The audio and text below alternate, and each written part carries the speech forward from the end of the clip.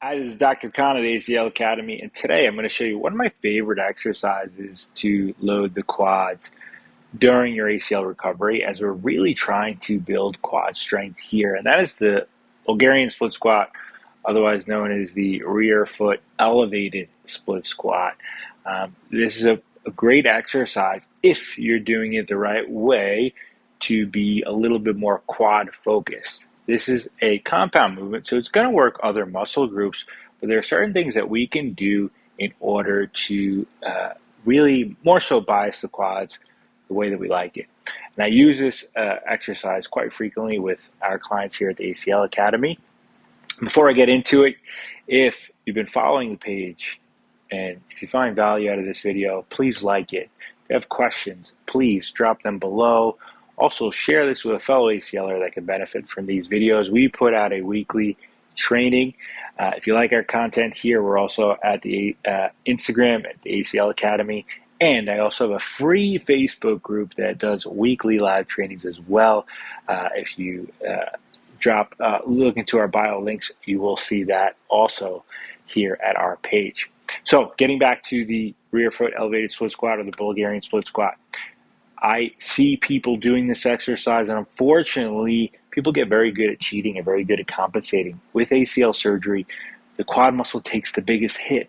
Okay, and we really need to engage it and get it going. And my favorite exercise is the leg extension machine for quads because that's the only isolated exercise out there. But when we're getting into more compound movements, more functional movements, I love the rear foot elevated split squat, but it has to be done the right way. So today I'm going to show you some tips and tricks so you can understand if you're doing this right or not. So behind me is a bench that we like to use for this. Now, when we're talking about positioning, okay, some of the things that I see people doing wrong is when they go to set up, they set up very too far forward or too far back, right? Too close or not giving themselves enough rooms. Most of the time when we're trying to be a quad avoidant or not using our quad muscle, trying not to engage it, right? When we become good cheaters, dealing with a quad deficit here, a lot of times people will set up forward here, okay? And what they'll do is when they sit, they'll kind of sit down and back. And the thing that I look at is the shin angle here, right? When we are an upright angle, okay, I'm going to be working more of my back muscles, meaning my glutes and my hamstrings. So when people are too far forward, they'll sit back. Or if they don't want to use their quads, they'll kind of sit back and down. And they'll get this kind of positioning. And in order to drive up, I'm going to use more of my glutes and my hamstrings. Ideally, we're going to be positioned about 2 feet from the bolster or seat or step, whatever you're using here. And as far as width goes, I'm still going to be about shoulder width apart, right?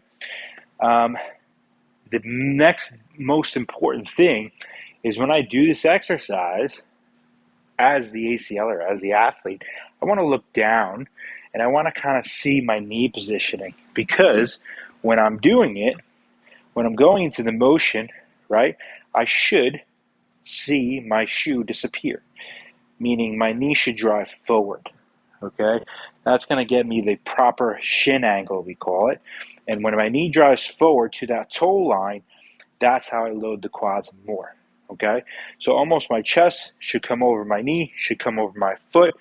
And if I'm holding dumbbells, I can hold them here or at chest height. Okay, when I drive that knee forward, I'm going to get this proper shin angle here. My knee is going to be in front and my quad is going to be loaded. Okay. When we do the exercise like that, we're going to get more quad load and less glute hamstring. When we sit back and we get less of that shin angle, we become good cheaters. And it's not necessarily wrong, right? It's just going to be more focused on the posterior side, the back side. But in ACL rehab, when we're dealing with big quad deficits, quad weakness, quad avoidance, we need to do these exercises a little bit more biased towards the quad muscle to build the quad strength we need. That's why I like, an exercise like this, even in a regular split squat, right? So if I'm doing a split squat, my feet are positioned, let me come back a little bit. So if I'm doing a split squat like this, and if I come back and I don't get the knee angle that I'm looking for, again, I'm going to be more back-sided bias, more glute, more hamstring. So for me, when I do this same thing, I want to see my shoe disappear. So I should drive forward a little bit. This gets me more quad loaded, good shin angle, and we'll get the workload that I'm looking for in the quads. These exercises, if done the right way, we can get a lot of quad function and quad firing. But if we are not necessarily watching our positioning, we're going to work so hard, we're going to build muscles, but we may not get the focus that we want to, especially when it comes to ACL recovery.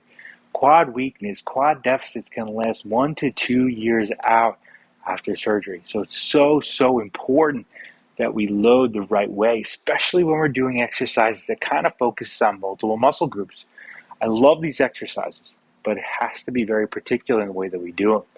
So even with our remote clients here at the ACL Academy, what I'll have them do is send us a video while they do the exercise. This way we can see the form, give them the feedback they need, and they can implement those changes.